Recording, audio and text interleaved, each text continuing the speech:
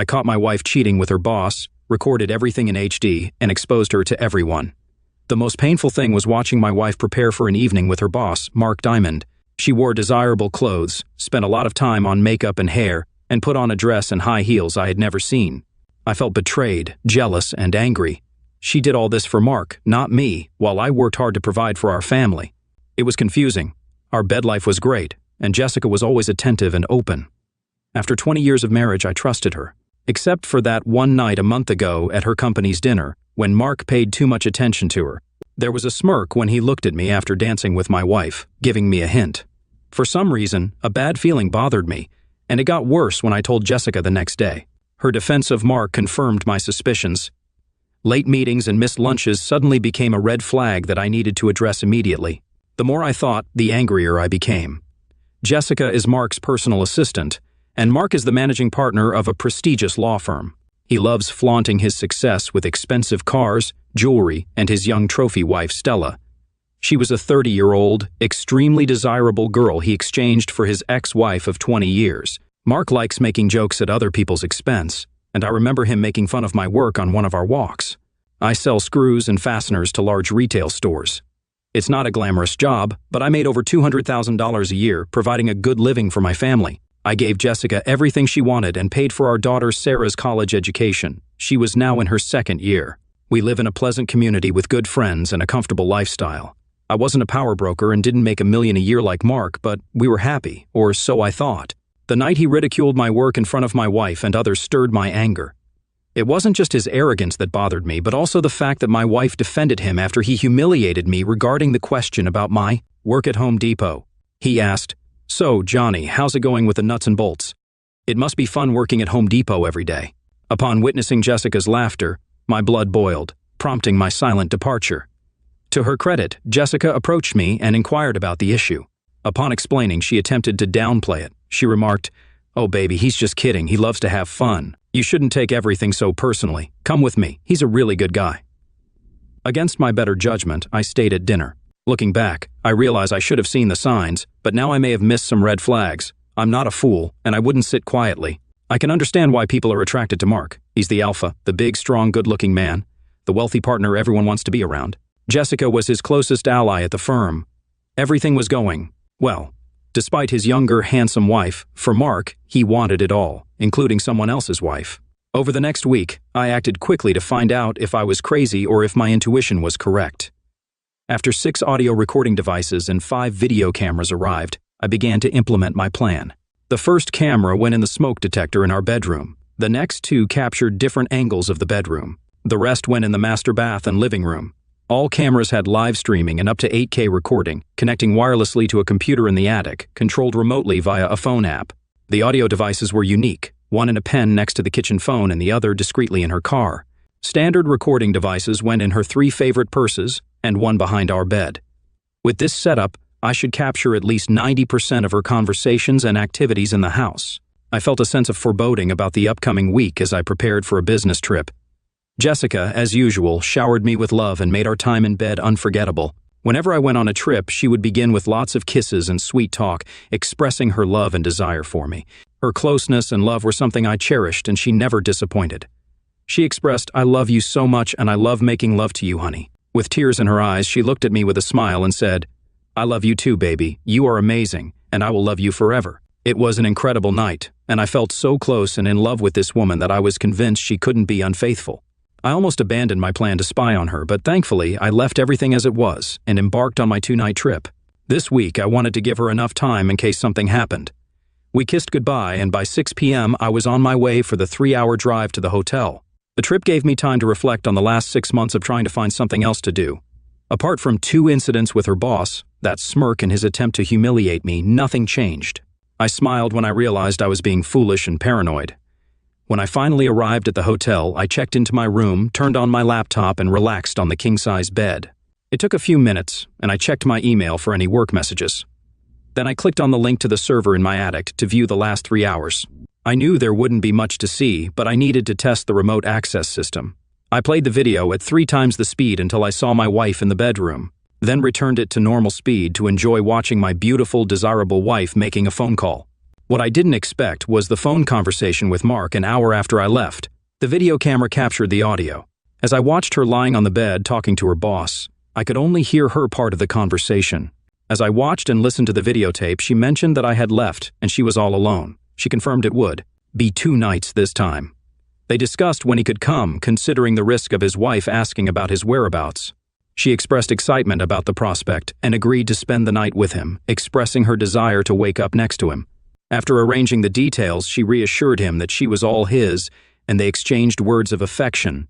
As I sat there in shock, I couldn't comprehend how we had just made passionate love, and now, an hour later, she was inviting him to spend the night. It left me questioning who this woman truly was. How could she profess love to me and betray me moments later? The unsettling question lingered, is he coming tonight? For the next hour, I watched my loving wife prepare to meet her lover. Watching her shower, put on desirable lingerie, high heels, and makeup after spending 30 minutes fixing her hair was both painful and erotic. I always knew she was a passionate being, but she never dressed like that for me. Anger and jealousy consumed me as I realized she was doing it all for Mark, not her faithful husband. It was hard to believe. The question of whether Mark would come over tonight was soon answered when the doorbell rang. I observed Mark walking into my house and sharing a deep kiss with Jessica in real time as captured by the video camera. I took a close-up of their kiss, an image that caused me to vomit for the first time that night. He complimented Jessica, remarking, "Wow, baby, you look amazing in that dress. I can't wait to rip it off your desirable body and make love to you all night long," with a wide smile directed at her. While their exchange fueled my anger, it transformed into unbearable pain when I witnessed her taking his hand and leading him into our bedroom. The pain intensified as I watched her undress him, revealing a man with a robust physique and 6-pack abs. As I observed this scene, a mixture of jealousy, rage, and anger consumed me, yet a peculiar sense of admiration for their audacity emerged. After the second bout of vomiting, I endured listening to them engage in personal activities for the next hour. Realizing my marriage was over, I acknowledged that I shouldn't have allowed it to bother me, but their conversation proved to be the most painful part of the night. As they lay together, he initiated a dialogue. He mentioned my absence, noting, "Your husband is away for a few nights, making you all mine for the next 2 days." She responded with enthusiasm, expressing her thrill that he could stay the night and how she had wanted to wake up next to him for so long. She confirmed her affection, stating that she loved being with him. He continued with anticipation, expressing his excitement about having her over and over again all night while her husband worked hard. In a moment of self-awareness, she remarked on the situation, calling it foolish. She reminded him to behave, stating that she loved her husband and he was a good person. He questioned their affair, asking why she let him have closeness with her. He mentioned that they were both married and they should just enjoy the time they had together. She agreed, saying it made sense. He confessed his feelings, stating that she gave him more love and affection than his wife or any other woman he had been with. For him, it was more than just closeness. He loved the way she made him feel, Jessica. This revelation caused deep hurt, as the love he spoke of was supposed to be exclusively for me. I continued to witness their interactions as they hugged, kissed, and talked. In another exchange, Mark asked if her husband satisfied her as much as he did. He acknowledged that her husband was a wonderful lover but claimed that he was not like her. He asserted that she did things to him that he couldn't explain. Overwhelmed with sadness, hurt, and a profound sense of loss, I turned off the computer, unable to endure this betrayal in my own home, in my own bed. I decided to stop listening. After grappling with anger for several hours and experiencing insomnia, I came to the realization that a future filled with pain and the pursuit of revenge awaited me. Upon returning home, everything appeared normal, filled with love and respect as if nothing had transpired. Jessica greeted me with a big hug and lots of kisses, acting as though nothing had occurred during my absence. However, the love I had always felt for her had transformed into disgust, causing me to shudder at her kiss. Despite my inner turmoil, I played the role of an actor convincingly, striving to appear as normal as possible. I gathered all the recordings and videos, creating copies in the cloud for backup, and crafted an encrypted file on my computer. Over the next 2 weeks, I ensured that every moment Jessica spent with me was purposeful. I kept her busy, deliberately preventing any opportunity for quickies or late-night encounters. She even inquired about my next trip, a clear indication that they desired my absence. One morning, while she was driving to work, I overheard their conversation. "When will your husband leave town again?" "I'm not sure, but I'll find out. It's got to happen soon, baby." Aware of their intentions, I strategically planned a one-night trip to ensure he would come while I was away. The plan started taking shape that same evening. As I watched a movie on TV, my cheating wife asked, "Darling, when is your next trip?" Attempting to control my anger, I responded in a joking voice. Honey, are you trying to get rid of me? Do you have a secret lover who comes when I'm not there? She maintained her composure, showing no signs of guilt. Do not be silly. I like it when you're home. I hope you don't have to leave, and I'm wondering if your travel has been cut back. No, sorry, honey. My job still requires me to travel. Yes, I have an evening appointment next Tuesday, and I'll be back sometime on Wednesday, I said in a convincing tone. I hate it when you leave. I wish you didn't have to. Or travel like that. I miss you so much when you're gone. She then came over, hugged me, kissed me deeply, and made me feel more loved than I can explain. Upon realizing that she was giving the same love to another man, I felt an intense urge to scream and throw her to the floor. However, I maintained my composure and continued to work as usual, knowing that my plan would be put into action the following week. On Tuesday, I packed up for the trip, and Jessica and I had our last session of lovemaking. She kissed me wonderfully before I left that night, and I wondered if she had seen the sadness in my eyes when I looked at her one last time. I noticed her expression change, but I wasn't sure what she was thinking. Instead of leaving town, I returned to my office and parked my car. I then went back to my desk to work late, which was not unusual, and the few people who were there never questioned my arrival. At approximately 7:30, the video camera turned on as Mark entered my house and tenderly kissed my soon-to-be ex-wife. Again, it was showtime. I used a phone app to turn off the video camera, stashed my cell phone in a drawer to avoid GPS tracking, and quietly left the office. I grabbed my folding electric bike from the car trunk. The electric motor allowed speeds up to 30 miles per hour, covering 50 miles on a single charge. Wearing a black hoodie, I made sure no one noticed and silently biked the 12-mile journey back home. The idea behind the bike was stealth, enabling me to return home quietly and unnoticed. Within 20 minutes, I parked the bike behind the house, entered through the open backsliding door I had left, and stood quietly to ensure I wasn't discovered. Listening for sounds from the bedroom, I confirmed they were occupied, and my arrival wasn't known. I fetched a short-barreled rifle and an aluminum bat from the closet, placing the rifle outside the bedroom and holding the bat. Quietly opening the door to the candlelit room, their noise covered my approach. Without hesitation, I walked to the bed and delivered a strong blow to the side of his head. The dull thud of metal hitting flesh was overshadowed by the 250-pound man hitting the floor. Grabbing the rifle and turning on the light, Jessica realized what was happening. She looked stunned and in shock. She screamed, "Oh God, no, please no, this can't be true. Why are you here? You should be away." "Why are you with another man in my bed? That's a better question. Now shut up and pay attention." The big man, semi-conscious, sat against the wall with blood dripping from a 6-inch wound caused by the metal bat. Watching him regain consciousness, I pointed the rifle at him. "Damn it, this hurts. Why did you do that?" "Dude, are you kidding? You have closeness with my wife in my bed and you think I won't react? What are you going to do?" He nervously looked at the rifle I was pointing. "Are you worried, big man? Are you afraid I will hurt you? I know what you two did behind my back, and today is payback. I'm going to do away with you, Mark. Tonight you will die." Teasingly, I continued, "Everything you worked for will disappear. I hope it was worth it, prick." "Dude, you do away with me, you're going to jail for the rest of your life." "To hell with this. We will all die tonight." "How does that sound, idiot?" I wanted to put the fear of God into both of them, with no plans to actually kill them. Their fear excited me. Jessica was crying, curled up, trying to cover herself. "Baby, please don't do anything stupid. I love you. I really do. Put the rifle down and let's talk about this." With an evil grin, I pointed the rifle at her. "Shut up.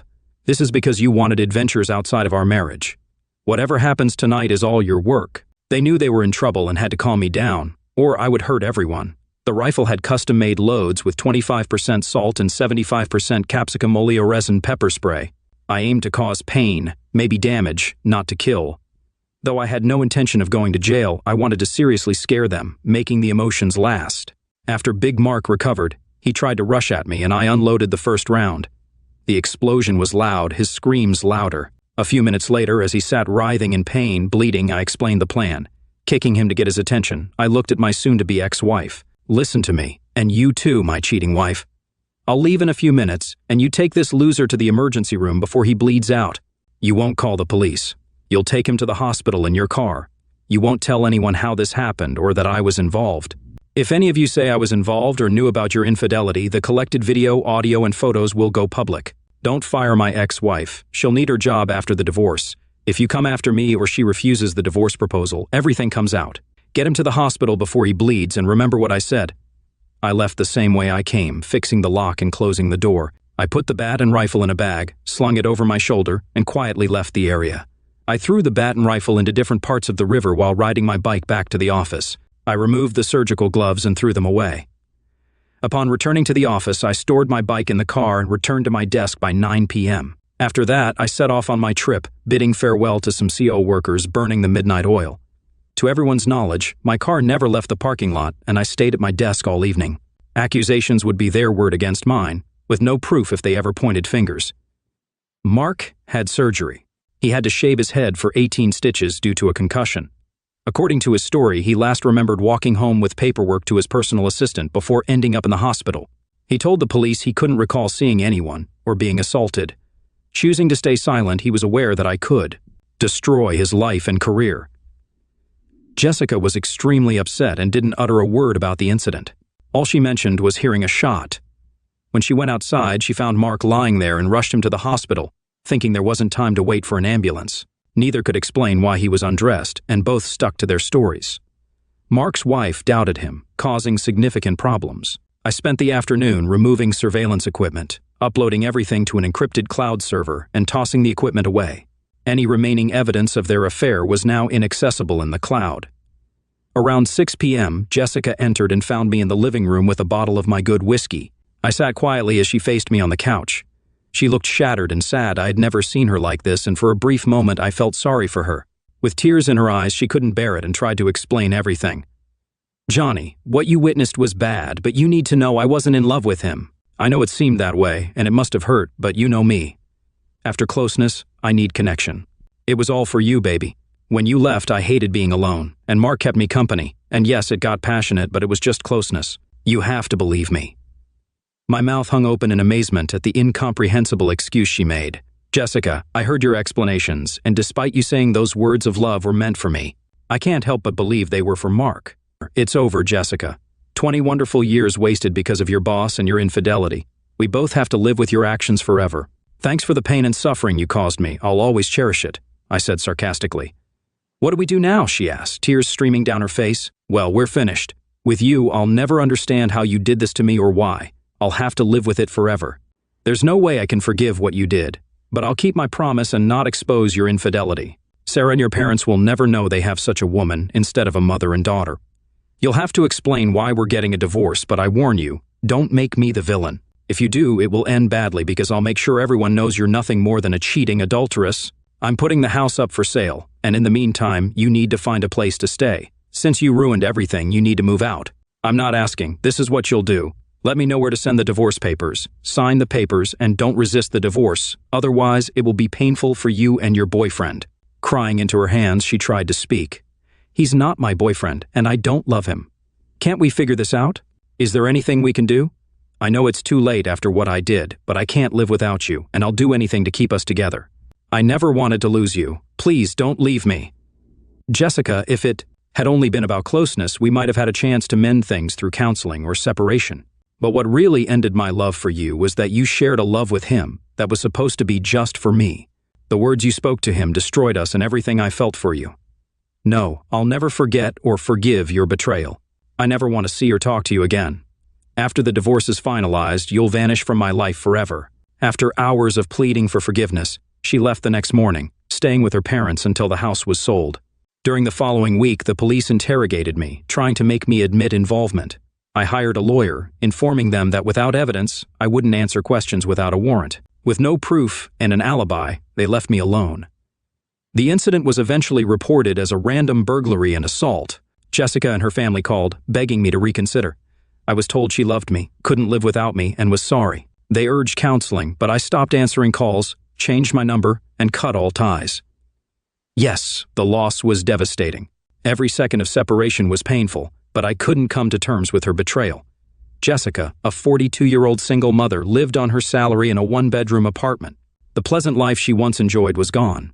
Her daughter and family blamed her for the failed marriage. Now alone, Mark was more focused on saving his own marriage. Treated poorly at work, Jessica was blamed for Mark's physical and marital problems. Unable to work together, she was transferred to an administrative role with the same pay.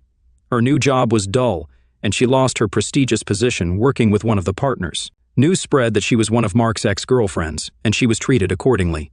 With a job she despised, no prospects for promotion, no friends, no husband, and a family blaming her for the divorce, she sank into depression. She cried every night, missing Johnny intensely. Her heart ached constantly, and thoughts of her actions haunted her. Sarah tried to help, but it seemed irreversible. Jessica neglected herself, eating poorly and drinking heavily, claiming that without Johnny she had no reason to worry. When Sarah sought advice from her father, he sympathized but never reconciled. Stella orchestrated Mark's misery, making him pay for his infidelity. She dated younger men, keeping Mark around to cover expenses. Although they appeared together at events, they led separate lives. Mark would never have closeness again and would never find love for the rest of his life. He'd always remember when his life changed due to his desire for someone else's wife. He was incredibly angry with me and wanted to hurt me in the worst way possible. However, nothing happened for months. Later that year, I was having a drink with my colleagues when I was attacked and battered outside the bar. My friends came to help, but the attackers left before the police arrived. I spent 2 days in the hospital with broken ribs and 20 stitches. I believe they intended to kill me, and if it weren't for my friends, they might have succeeded.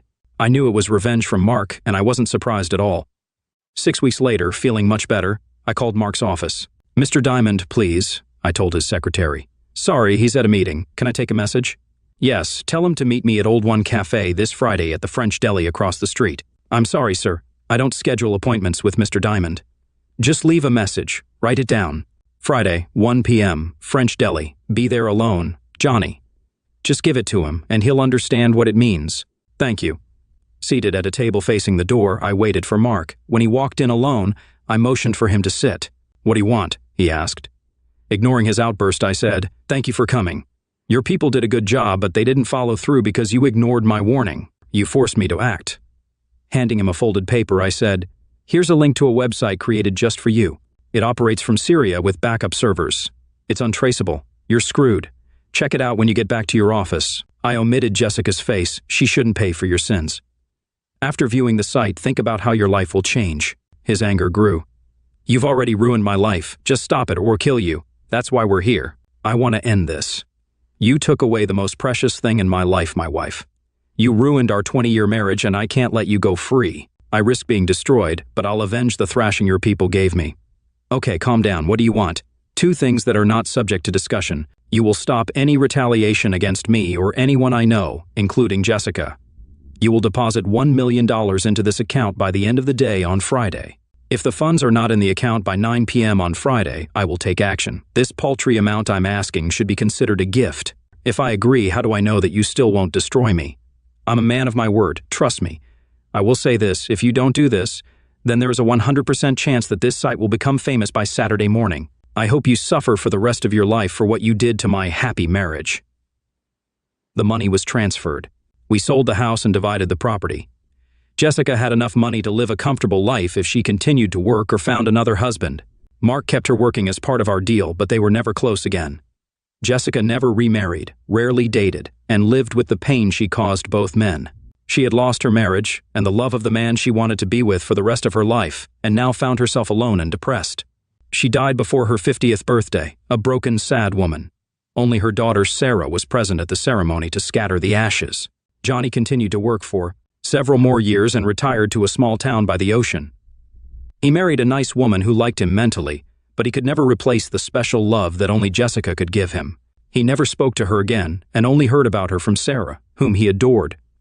They talked every day and remained close. But Sarah rarely mentioned her mother, because she knew her father still loved her and did not want to awaken his pain. Jessica's passing saddened him, but it also brought final relief to the deep sadness he had kept locked away.